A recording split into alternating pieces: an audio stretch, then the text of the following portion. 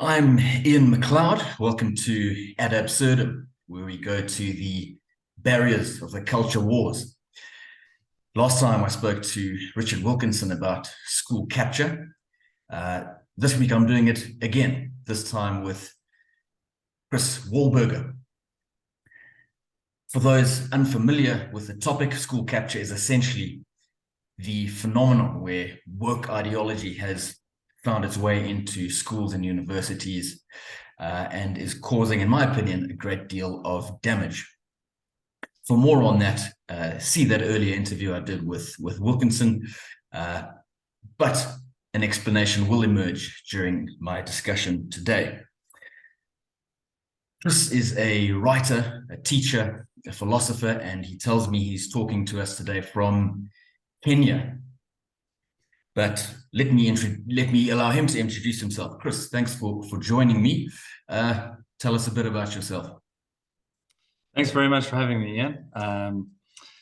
Yeah, I'm recently relocated to Kenya, but I am a teacher. That's how I make my living, how I support my family, and I've kind of been involved in, I suppose, what you would call elite South African schooling for pretty much my whole life. You know, white privileged and all of that. So I went to these schools. Um, my brother and I were fortunate enough to get a scholarship to get into one of these top tier South African schools. Studied in Cape Town. Worked briefly as a sports journalist, and then went into teaching. I went into teaching because I was passionate about the subject I teach, which is English, but also history. Passionate about literature, about exploring ideas, about appreciating quality literature that survived throughout the ages. And I also wanted to be a part of a teaching community, a working community that really wants to do good things, that really you don't only find it in schools or non-profits, of course. There's many different endeavors where you can be a part of something where you really feel like you're doing something worthwhile. But for me and my interests, I wanted to teach, and I applied to be a teacher, started my teaching career in Cape Town, and then gradually studied some more throughout, working my way to a PhD in philosophy, and then carried on writing freelance for the last 15 years or so in sport, and then gradually branched out and had a little bit of a following. I was never really big on social media, just joined Twitter now, so just getting going on that. But a lot of my writing, the stuff that resonated with people was the school stuff, but also writing about the last 2 years and everything that's happened. So yeah, and that's where I'm at today. There's an interesting parallel there in that I also went to one of the prominent South African schools, studied in Cape Town, and then accidentally became a sports writer. And followed a different path to you until woke and lockdowns emerged, and I think we share this irresistible passion to speak up and speak truth to power, I suppose is the term. Right. Well, thanks for that. Let's kick off with question one. A lot of us only became aware of school capture recently, last couple of years. I think I was quite late to the party. When did you first detect what has since grown into full-scale school capture? Perhaps you were teaching at the time, or was it during your studies? So it's one of those things where you look back through the lens of the recent past, and you start to realize that there were many things which should have been warning signs, which should have bothered us more much earlier on. But because perhaps it was when the idea, the story, the narrative of a new South Africa, the Rainbow Nation, the Constitution, when that was all a little bit more stable, a little bit more credible. Perhaps it shouldn't have been, but we were all more at ease within that paradigm. But looking back, when you wonder why was it so easy, so glibly easy to discuss, transformation targets in this way where, a lot of these private schools, you get points to get in, to be considered, and there's a point for this and a point for that, and I just remember discovering actually quite a while ago, that at this Anglican school, Church of England school, you got more points for being Black than for being Anglican, for being Christian, and that's the ethos of the school. But that was, it was, looking back, you're like, wow, that's a bit strange, actually. But then you start to put it into the bigger picture, and you start to look at what our regime is in South Africa. And I think when we look back, we should be able to tell, in a certain sense, this was always inevitable.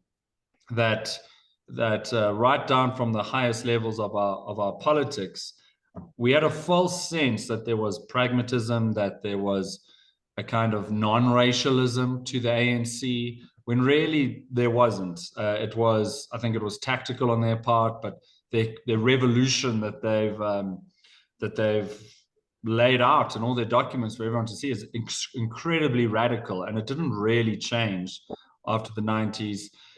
Yes, Mandela kind of, they weren't going to nationalize things and so forth, but the revolution moved into other areas, and that was the same with the labor movement in the UK. And I think what was probably most noticeable to all teachers, and I don't think they make this link, is the OBE curriculum, outcomes-based education. That is incredibly woke in and of itself. Basically, the idea was that the apartheid regime Christian national education was a top-down. There was an authority in the room who was the teacher, who was going to share knowledge with you. And that was considered ideologically suspect. So now it became learner-centered. And just like everything else in South Africa, we didn't come up with this. It was New Zealand had that going. It was connected to the pedagogy of the oppressed, which was coming from communist educational thinkers, who are always never dismissed by liberal thinkers, by lefty thinkers in kind of the Anglosphere. That, Paulo Freire was prescribed reading in UNISA, PGCE, and every probably postgraduate certificate of education for teachers. And there has been an admission that, well, actually no one really was learning anything for a long time, and they've tried to change course. But I think that idea of transformation actually being more revolutionary than we thought to begin with, and then the entire educational system being anti-authoritarian, really kind of not looking at what is the best thing for the students, but how can we make a political statement with how we're going to educate them. And it's always fascinating being a teacher, because you're always hearing about these brave new strategies and this new thing we're going to do in education. We're not going to do it the old way where people just got given knowledge and so forth. And I always think to myself, but why? It doesn't seem like standards are going up. It doesn't seem like the older generation really missed out if they managed to get a good schooling, and if they were privileged to have access to that, that they don't know things, that they don't think critically. Doesn't seem like there's a monopoly on critical thinking from young people. In fact, it seems like it's going the other way, particularly lately. And then, at the same time as we saw kind of the EFF gaining traction in South Africa, and what people have called the Great Awakening in the US at the latter end of the Obama years, where he began a lot of the transgender activism in schools with the bathrooms, and Biden's carried on. They don't give you the kids don't get the meal programs from the Department of Agriculture unless you've got the right bathrooms and so forth. And gradually we notice a radicalism beginning in staff and in children, and sermons in chapel by students and teachers that were, you know, it became they thought they were being kind of out of the mainstream and being very bold and individualistic, but it was clear that they were riding this new wave where actually, you know, people might denounce Malema as kind of far left, but all of that rhetoric was being used by the intelligentsia around the world and in South Africa too, that we needed to decolonize the curriculum. It was what happened at UCT with Fees Must Fall. We need to get rid of the statues, and it started, you know, with the activists throwing feces at the Rhodes statue in UCT, and that spread around, and that all kind of infiltrated into the schools. And I think if you talk to a lot of people who were these fallists, you will see that there was a pipeline back into the schools around that time. And schools had always been interested in hiring consultants. Boards had become BEE driven, school boards, high powered BEE types, and made their way onto the boards. And then the pressure came to hire consultants to look at diversity. And gradually that diversity, it turned out that people we thought were right-wing nutters, unfortunately, a lot of what they said would happen has happened, where it's become properly anti-white, properly, you know, if you espouse a Christian sexual ethic at these schools that are church schools, believe it or not, paradoxically, you can find yourself in a lot of trouble. So if I had to give one anecdote, I remember just to show the shift, I was teaching English and teaching in the IEB, you know, the independent examining body side of things. And we always, for a long time, we did this classic white South African liberal poem about the release of Mandela. I think it was called Release. I can't quite remember the poet's name, but I mean, it's not a very good poem. It's not worth remembering. But it was pretty cringe, and then Mandela was painted as a savior. He was compared with Jesus, you know, as people do, and he's kind of walking through the streets, and the policemen are the Romans, and so forth, and he's the Messiah, the second coming, and all of that. And that was part of like the white liberal paradigm, which we kind of believed was, you know, the reigning paradigm, 1995 World Cup, Invictus, and all of that. And then I recall the students saying, I asked the students in my class, what do you think of this view of Mandela as a savior, as a Messiah? And possibly I was expecting an answer, well, that's just unrealistic. That's you know, maybe even blasphemous, but it mirrored exactly some of the things that Malema was saying. You know, he treads carefully around the Mandela legacy, obviously, but that he was a sellout. And these were, you know, wealthy black kids, some white kids too. He was an absolute sellout, and he let us down. And I, you know, asked, well, why? And said, well, there was no radical economic transformation. And I did kind of then point out to them something interesting. Well, how much do you think you should take? You know, how much from the beneficiaries of apartheid, if you wanted to call them that? More than half, all. And I pointed out that pretty much all the teachers at the school, you know, you were teachers. They weren't business executives, weren't lawyers, weren't doctors. It was pretty, you know, if you did the sums, more than 50% of our income was going to a radical ANC majority elected government. How much more radical could you get without, you know, a lot of these kids study economics, and then they're aware of the world, and that you know, if you're starting to do massive confiscation like that of middle class people, obviously that's as radical as it can get without being full blown like communist destruction, which is maybe where they wanted to go. But a lot of these students, it just showed kind of the political naivety, you know, that of this rhetoric without kind of thinking about it, you know, of letting 18-year-olds and 17-year-olds and 16-year-olds thinking that they're the voice of the world, and they're the great leaders, and you know, like a cultural revolution, and the students started shaming the teachers in the China, you know, on a smaller scale. But yeah, they kind of had no idea about that. And then, of course, we you we went full on into the Floyd era, where this blatant media psyop. I mean, forget the details of the Floyd story, but I mean that would have been local news 10 years ago, and it became an international phenomenon. And you had teachers being named and shamed on social media, disciplinary hearings, firings, and struggle sessions in the evenings with diversity consultants. And it was all at the same time as, it was just felt like this escalation. There was Trump, there was Brexit, there was Obama's real kind of leftward social turn before that.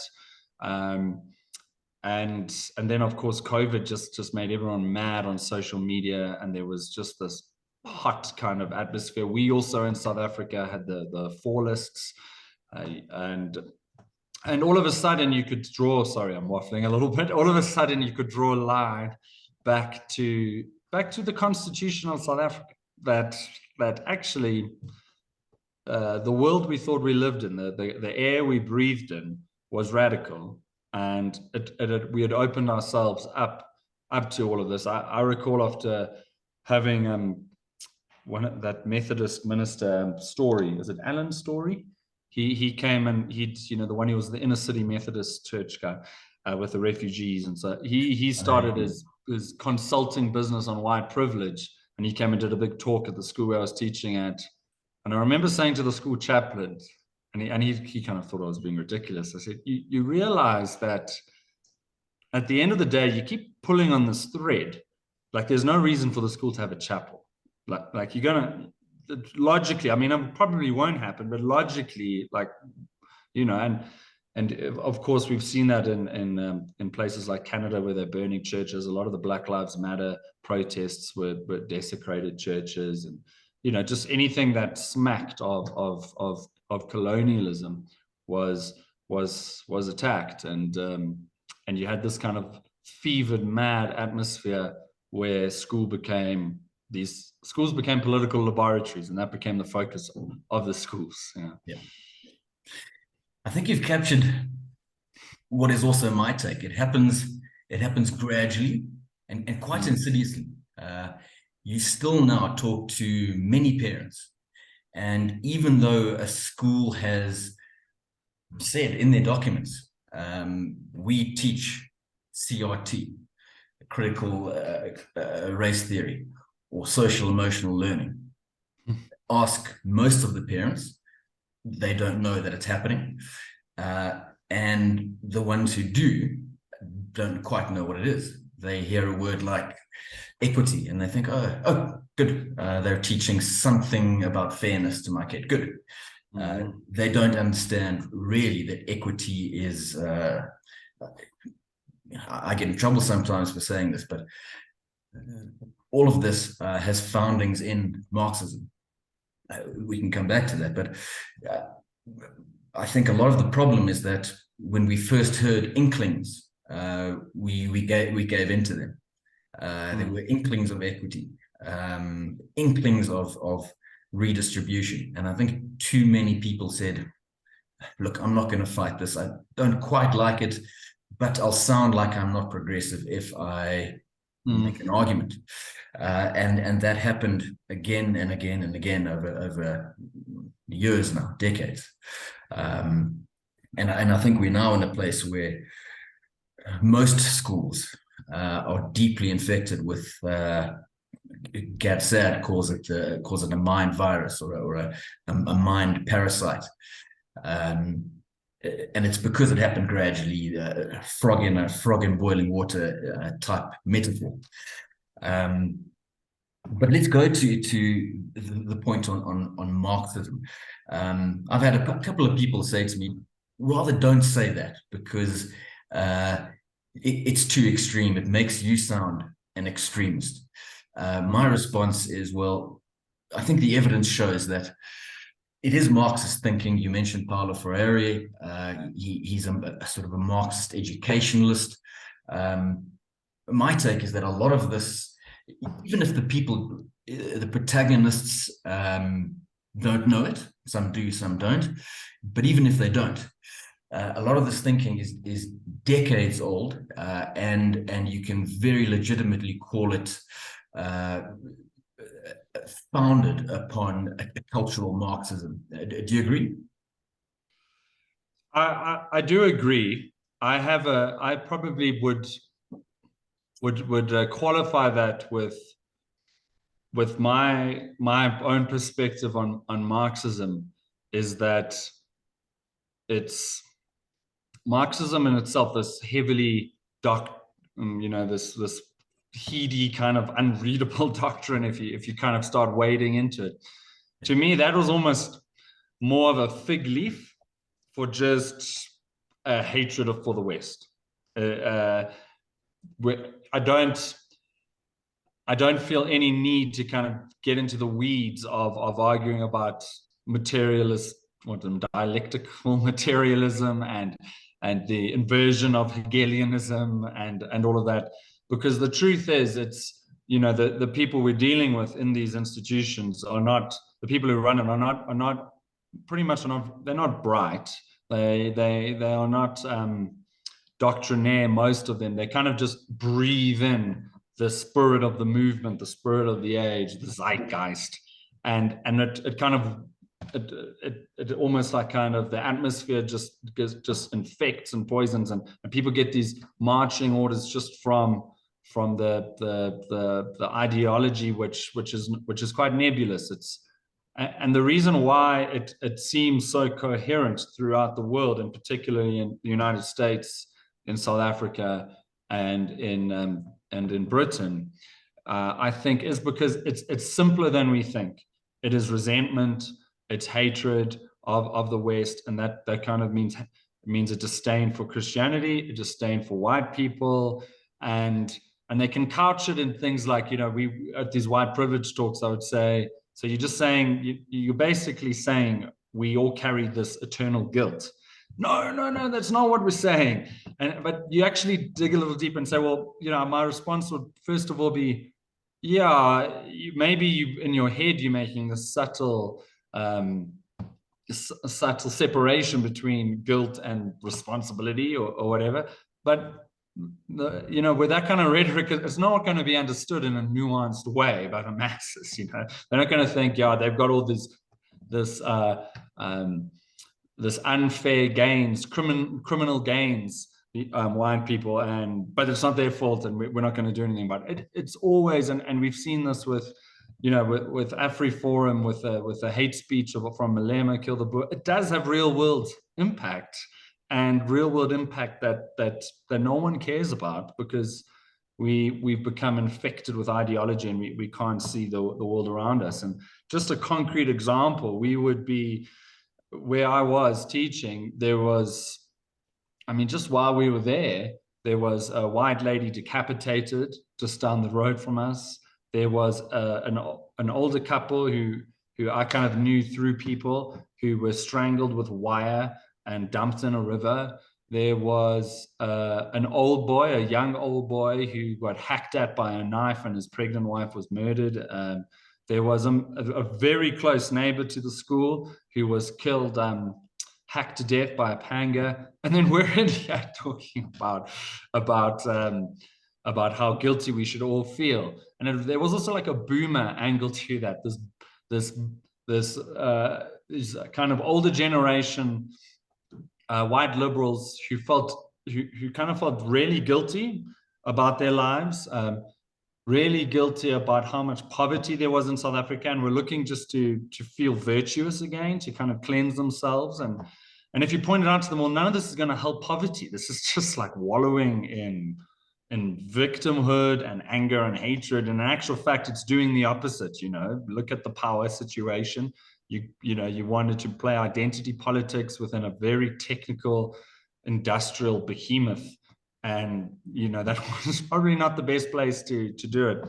So for me, you can definitely see elements of Marxism, and you can definitely trace genealogically how these people have been influenced by actual professed Marxists. And they will, they will invite self-confessed Marxists to speak at the school whereas like a Helen Ziller would be far too controversial. No, I mean, at schools you have the impofus welcomed in either onto the boards or as guest speakers. These are people who claim that they are to the left of the ANC, who is allied with the South African Communist Party. So when people kind of, I hesitate a little bit with the Marxist label because, not because I think it's too radical to label them as Marxists. That's beyond doubt. You know, we've seen in the Black Lives Matter movement deliberately associating themselves with Marxism. We've seen even the Pope, and I'd say this as a Catholic, the Pope, with Marxist symbols and speaking positively about communism. And it comes all the way from some of the mythology and this is where I'm quite controversial, from post-World War II, where the West allied with Stalin, the West put Mao in power.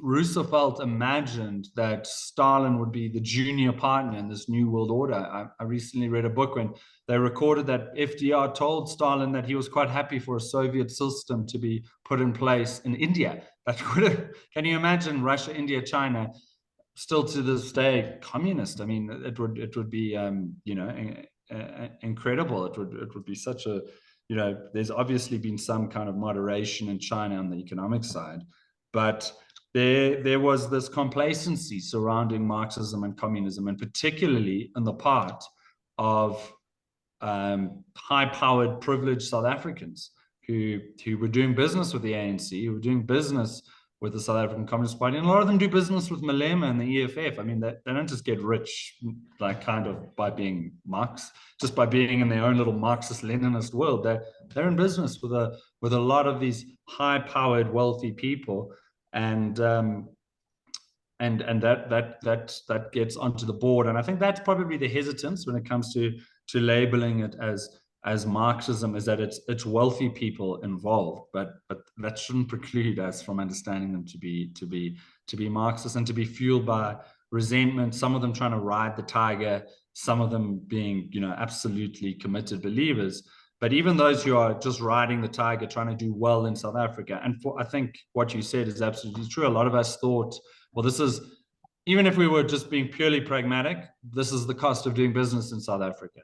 If we were a little bit more idealistic, it was like, yeah, we do have a debt to pay, and maybe it's our turn just to be hands off and kind of see where this goes, see where this transformation thing goes, and maybe it's not for us to criticize, and that was an absolute mistake.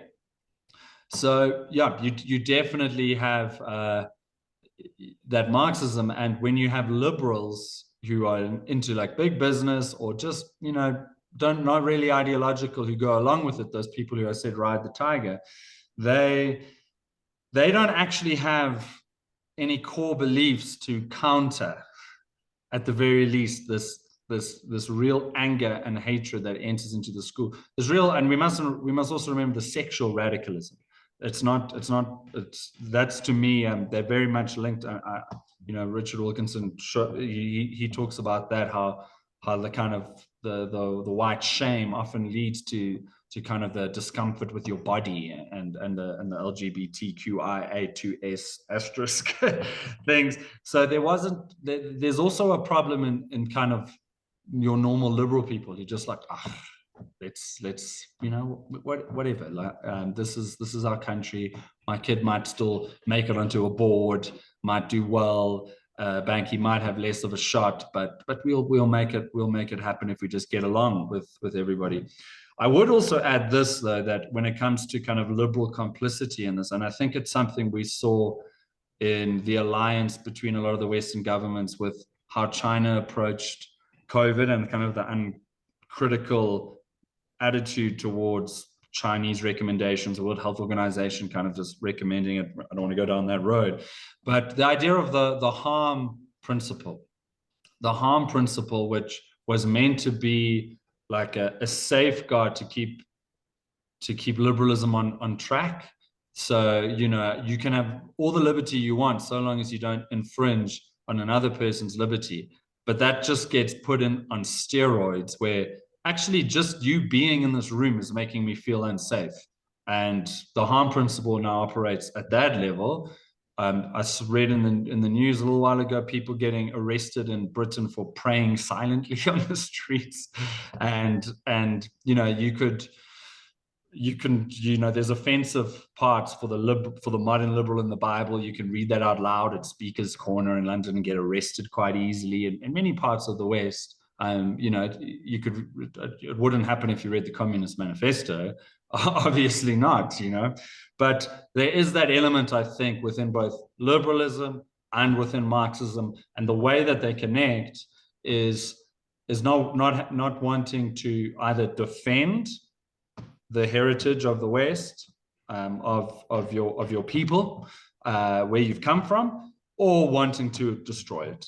And this is why you had the indulgence of the Stalinists in the 1930s. New York Times won a Pulitzer for covering up Stalin's crimes, and that it's that kind of same alliance operating now within the schools.